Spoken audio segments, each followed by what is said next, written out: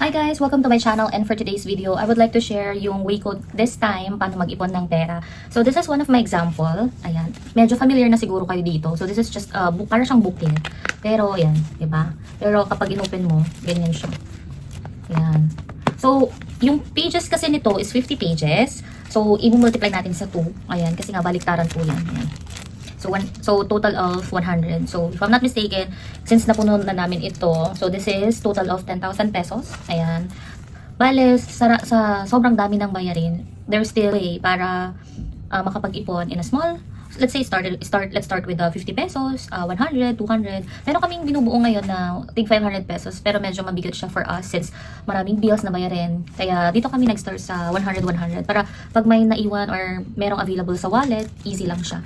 So, ito naman magre-restart na kami dahil ito, kung meron kayong mga online banks like Maya, Maribank, mga ganon, depende. Pwede nyo ilagay din doon para at least doon nakatambay yung pera natin, tapos nakakalikom siya kahit papano ng ilang porsyento para at least may kinikita siya habang hindi natin siya ginagamit. So ito kasi, sayang naman kung laging nakakip lang ito sa bahay, tapos syempre hindi naman nanganganak or nagkakaroon ng interest. So it might be better ilagay natin sa bank or mga online banks, diba?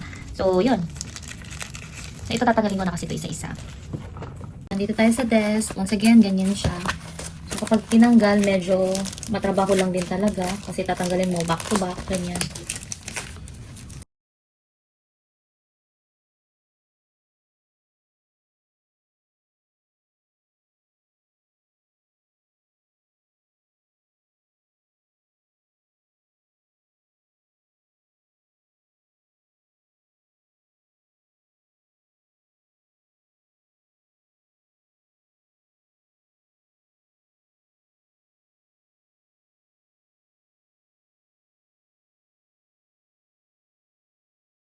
Hi guys, so ito na yon. So worth 10,000 pesos, ayan, 'di ba?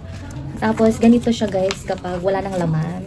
O, ganyan, baliktaran yan. So, kung ako sa inyo, gusto nyo talagang mag-ipon, kagaya ko, this is isa to sa paraan ko para makaipon. Kung gusto nyo naman yung dating way, kagaya ng mga ipon challenge ko, nasa, ano pa siya, algan siya, or piggy banks, pwede naman din yun, nasa lata. Pero careful lang kayo kasi syempre, yung material na gagamitin sa pag-iipon guys, is maging maingat para naman hindi masira yung pera. Pero for me, kung ako sa inyo, ito na, yan.